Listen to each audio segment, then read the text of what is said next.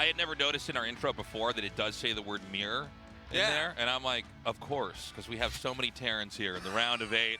That's what we've got coming. We predicted that. We put that in there. A little bit of foreshadowing. Yeah, GSL's back. We've obviously moved through the round of 16. Here in the round of 8, 5 Terrans, 2 Zergs, 1 Protoss. Yeah, and that 1 Protoss Classic stands alone today against 3 Terrans, Maru, GuMiho, and Cure. It's going to be a gauntlet for him to try and get through and make it to the offline semifinals, man. I've got my fingers crossed that he's going to move on. Obviously, we're both Protoss players, but I mean, the truth is, like, you do want to have, all of the races represented in the Final Four. I don't know that he's going to make it. I think this is a very tough group. Oh, it's so difficult. I think Maru is probably the guy that's going to advance, and then I think it's a bit of a toss-up after that. By the way, guys, for the best viewing experience possible, there's a link on the bottom of the screen. Check that out. Otherwise, if you're on YouTube, you can keep watching in the format that we're already in. And I'm just excited to get into these games, man. Yeah, it should be exciting. Last night I was playing a lot of StarCraft 2. I stayed up until like 4 or 5 a.m. because I just couldn't stop playing. Nice. I got like 10 PVTs in a row. Yeah. I lost a bunch of them, man. It's tough. I need Classic to show me the way today. Well, that's what a lot of these days are like, especially if you've been grinding a bunch. It's like, okay, can you do my homework for me, players? And give me some kind of like a boilerplate or some base starting point that I can then use to try to improve and ladder up from there. Yeah, I go home, get that Patreon replay pack, just like go pick apart everything, get my little journal out, and start taking some notes. And then not next week, Thursday, we're going to be finishing up the round of 8. That's where we're going to have our 2 Terrans and then our only 2 Zergs, and which should be a pretty long and dramatic group. I think Dark probably favored to get out of that, but only time will tell. Yeah, only time will tell. And here we have a look at the GSL donation. Of course, GSL this year will be crowdfunded for a good portion of the prize pool. Up to $30,000 this season will go to the players, directly to the prize pool. Anything beyond that will roll over into the next season of GSL. And a lot of different varieties of rewards here. Big tier for me that I look at on this one is, of course, that Code A Plus tier. If you're on a budget, you can ball on that budget, get match replays from all the games here at GSL. Yeah, I mean, and that's definitely, if you're a student of the game, that's a great way to go. If you're more interested in the content itself, there's higher rewards for that. But yeah, I mean, this is the way of things right now here for StarCraft 2. And truly, it's kind of the way of where the internet's at now. It's more, direct creator to viewer relationship here. So you can see we've got up to 16 grand, a little bit over that actually. And 100% of that goes to the prize pool minus the percentage cut Patreon takes from that.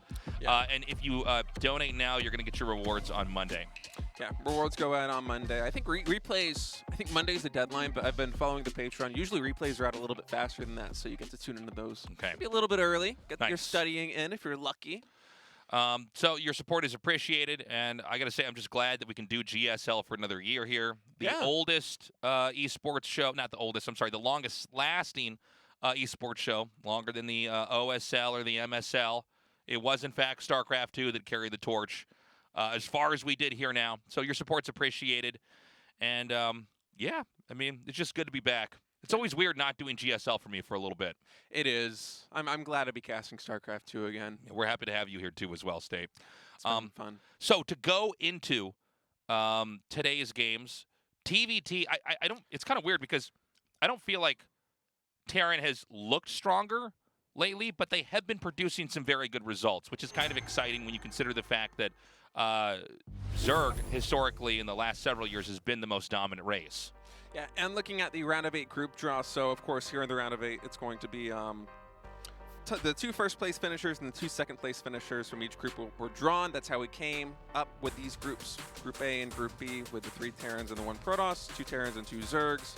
Just kind of the way it shook out. It's not a decision that's made. It's the way that these things seed. And moving on into the semifinals, it's going to be, if I'm not mistaken, it should be the winner of Group A versus the loser of Group B, and then the winner of Group B versus the loser of Group A. So anyone that's in this group right now, if they're going to meet again, it's going to have to be in the finals after today. Same goes for tomorrow, for Thursday. And as a reminder, we are going to be having the finals next Thursday. So here's the overall, groups. Again, a bit surprising to have this many Terrans, but 2 cures even. Oh yeah, 2 cures. That's probably the biggest surprise there. GuMiho, of course, is that second cure. Yeah.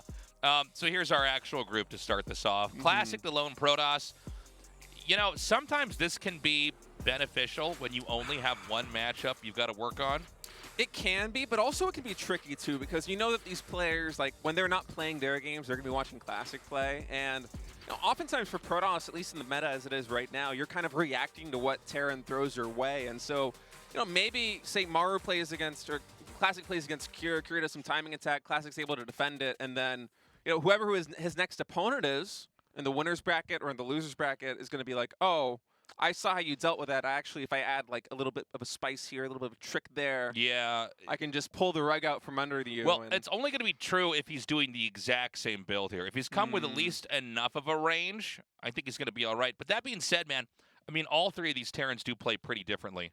I mean, you got Maru all the way on the spectrum over here, and then compare that to GuMiho, which is like completely in a different direction. So, yeah, I mean, it's going to be interesting, especially with Classic, seeing how he performs. Cure is playing out of his mind lately. Especially in TVP, which makes me extra worried here for Classic. I think that he's probably going to be one of the players sent to the losers match, but we'll have to see who he's going to meet first. Is Maru versus GuMiho is going to be match number 1 here in Group A of the round of 8, defeating Nightmare and Beyond 2-0 and 2-1 already to advance first in his group. Yeah, and you know, Maru obviously always, at any given point in time, probably the best player in the world, or at least one of them. You know, obviously coming back from Poland, losing to Oliveira, that was a big shock, right? I mean, that was kind of the big upset and one of the great finals of StarCraft 2 in modern history. He's going to be hungry to come through here and try to win his 6th GSL. Yeah, 6 GSLs, man. I mean, just absolutely phenomenal. No one else has won 5. He did it last season. 2022 GSL Season 3. We'll see if he can do it again. He's already half of the way there, starting out the round of 8. And I think a lot of it's going to come down to exactly where he's at in TVT specifically, just considering we have 5 Terrans left here. I forgot. Yeah, he's over a cyberpunk polluted city here. GuMiho, his opponent, obviously also a GSL champion, but only one, a champion of one tournament. Got his own play style. Definitely, I think, hard to prep for. I don't feel like there's even another player you can compare to GuMiho to like look at and say, well, you know, study this guy's games or play with him to get ready. That being said, it does seem like Maru has a better take overall on early game TVT.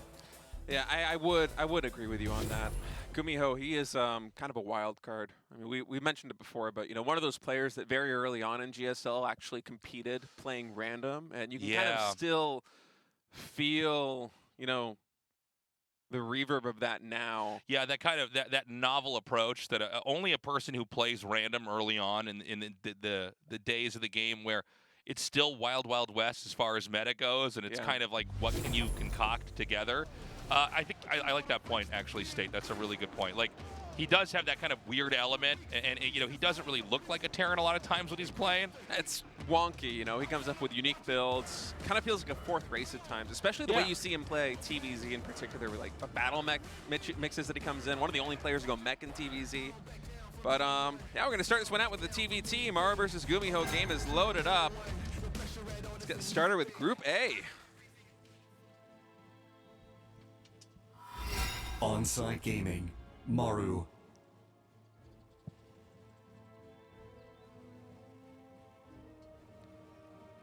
So many trophies behind him. Yeah, definitely one of the better rooms. Yeah. We can't really grade GuMiho. Did no voice come? All right. He is, he could change that background to be anything, right? He could. I was just thinking about that, yeah. He's probably got at least 6 other backgrounds there on Discord he could choose to have.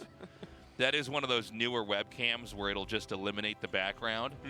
And so you have like 2 choices. You can either make it a blur or you could generate your own green screen. It's crazy the technology that's come with this before too. I remember when we were working on your stream a little bit, I was helping you set this up with like, you know, getting these kind of, I don't know if it's like, it's not AI necessarily, but just like the way these like smart cams are able to recognize your face. There's actually webcams, or maybe it's not a webcam, maybe it's like actually a graphics card where it could change the position of your eyes. I saw this. So that I saw a video of this. It's crazy. Yeah, so it could look like you're looking in the camera, but you're actually reading the script.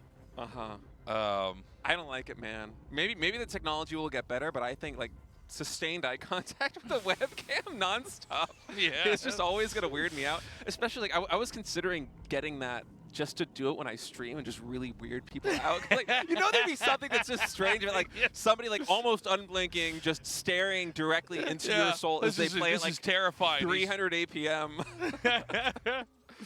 All right, so Scout comes in from Maru. He goes out of that ramp, no low ground CC. Does get denied there by the Wallen as both players, actually, excuse me, GuMiho opting for the high ground command center here, followed by Factory. Maru going for that earlier Factory. And kind of standard cookie cutter openers here in TVT. Yeah, I mean, you know, Maru's going to have the opportunity to initiate a little bit earlier. GuMiho, I don't feel like I see him do this much in TVT. I'm sure he prepped this specific build for Maru. But, you know, in the last few months, a lot of the games that I've seen from Maru, he likes to be pretty active early on. But I say that now, and he's already making a command center. So maybe this will be a little bit of a slower start, perhaps even with GuMiho slightly ahead. Yeah, an interesting take by GuMiho to go for the faster CC but have it on the high ground, whereas Maru, as you said, opting for slightly faster tech but more greedy CC placement. So, you know, that makes up for maybe one SCV worth of production, right? Because he's not going to have to lift it all the way back to that natural. It's a long way to go there for GuMiho. And, ooh, concussive shell here for GuMiho. Okay, Marauders in production. This is... kind of reminds me of what we would see sometimes in TVZ where we do those like Marauder Hellbat timings. You know what I'm saying? But this is like not something I see very often. Second Marauder also coming out here. So he might have a pretty interesting poke to set up. There's been a big trend in TVT now to get like one medevac, and then you have like almost like some kind of a Final Fantasy squad inside the medevac and start to try to take a fight tactically. And this one's going to be a mixture of Hellions, a Marine, a Reaper, and then Marauders.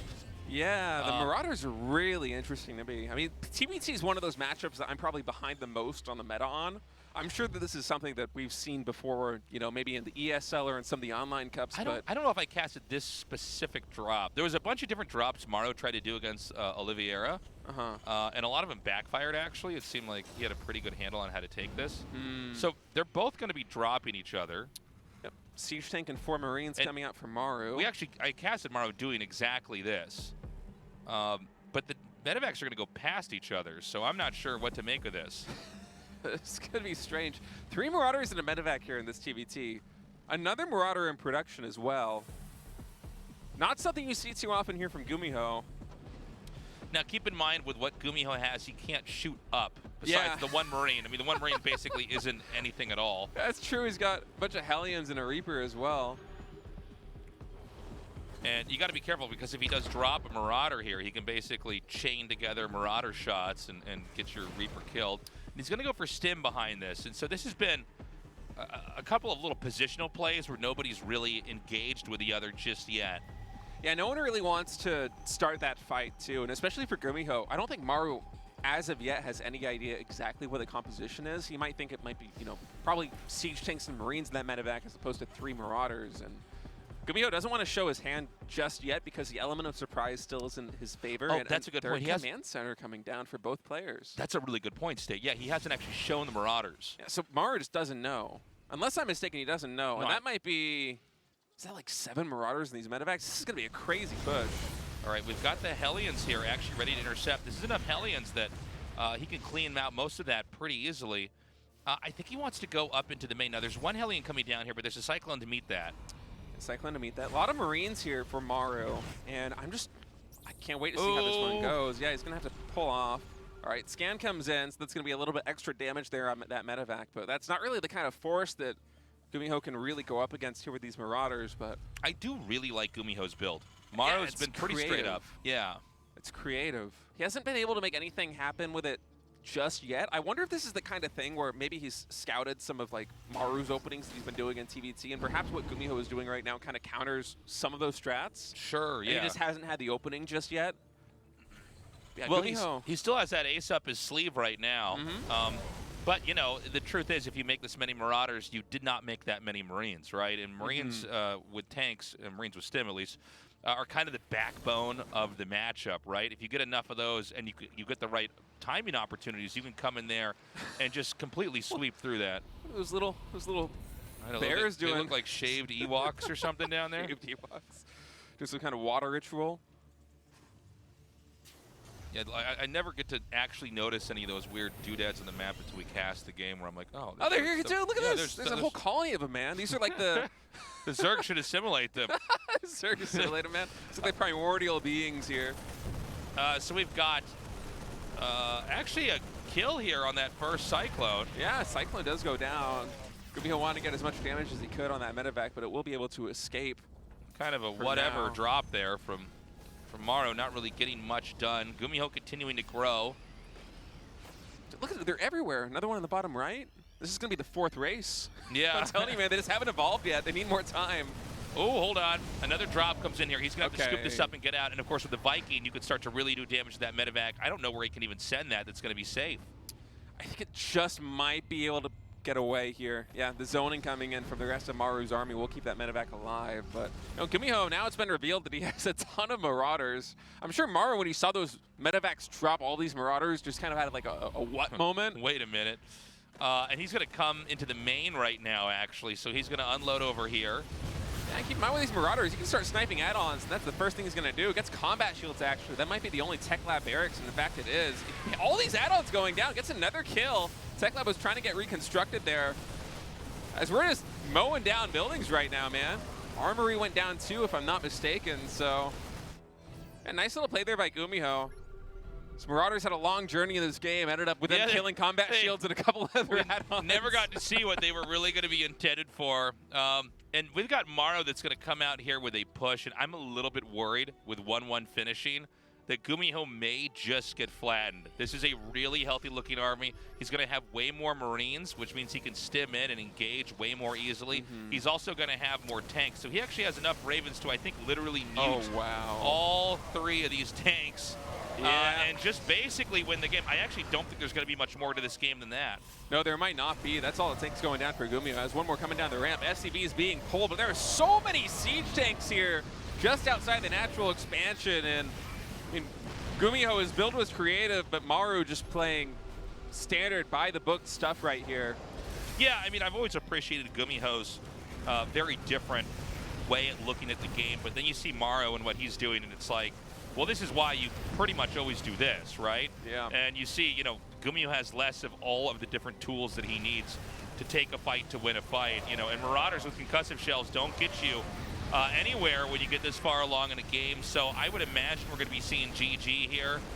There's no way the third base can survive. There's not enough Marines to make anything work. A scan here does spot the double medevacs here filled with Marines, but Maru very quickly pulls away, and that doesn't really present an answer here for the fact that Maru can probably push right up into the natural and perhaps even the main. No, there's just too many siege tanks. Not sure GuMiho's going to be able to hold on. Siege tanks now setting up here at the natural expansion. Should be able to start shelling that command center, and indeed they do. It's GuMiho now trying to come back, but I mean, the supply is already 40 in favor of Maru. GuMiho's third base lifted. It's not looking good for him, Tasteless.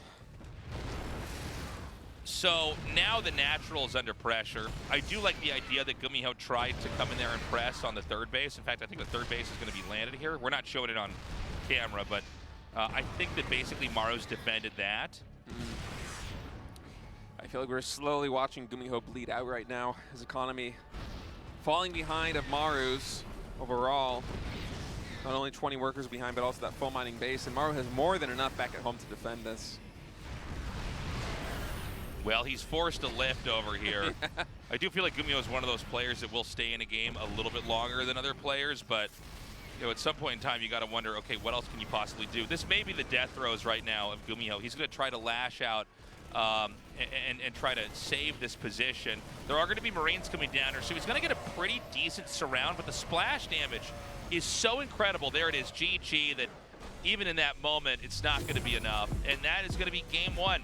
Yeah, Maru just overpowering there in game 1. I love that build from GuMiho. It was really creative. I feel like we didn't truly get an opportunity to see what his plan was with those Marauders and those Hellions. Eventually, he decided to use them to go snipe some add-ons, delay upgrades by getting the armory as well. But You know, you sacrifice a lot by going for that many Marauders and concussive shells Yeah. so early, and you saw it translate in the tank counts. I mean, I think at one point it was something like 9 siege tanks to Maru to 3 for GuMiho, and when he had all that Yeah. Raven energy as well, I mean, 3 siege tanks, those are all going to get disabled, and then you're just going to get mowed down. I wonder what exactly that's intended to fight, because I understand the first medevac with the Marauders and maybe running with the Hellions and that, but he got up to, I think it was like 7 Marauders. 7, yeah. And then 2 medevacs. So it's like, okay, I thought maybe there'd be an opportunity off of just like the one medevac and you can do something, but then he kept making Marauders, so clearly there's something else he's looking for.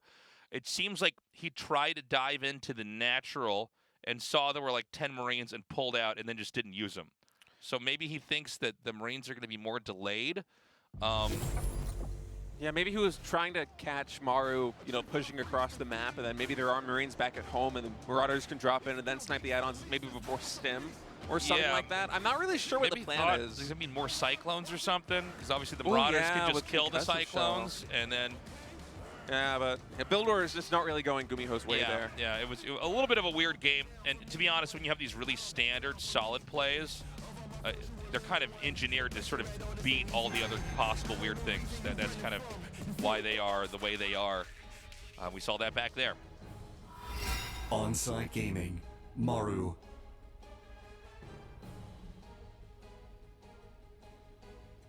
Oh, it's the G5L trophy. Oh, is it? Yeah. So many GuMiho. trophies. I was looking at the ones on the bottom shelf. Yeah. G5L's probably middle or the upper shelf, man. That's too many trophies. Surely GuMiho's trophy is in one of those buildings behind him back there. He melted them down to forge those buildings tasteless.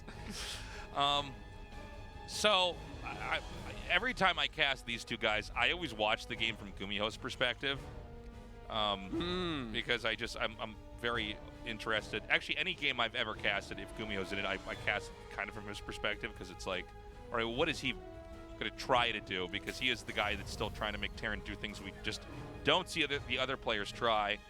But you know, the reality is that was like such a weird game. We never even got to really see the strategy from GuMiho play out, and then he just had units that weren't very helpful in a game where Maru just got all the stuff he needed, played about as straight up as you could play, and pushed through and won.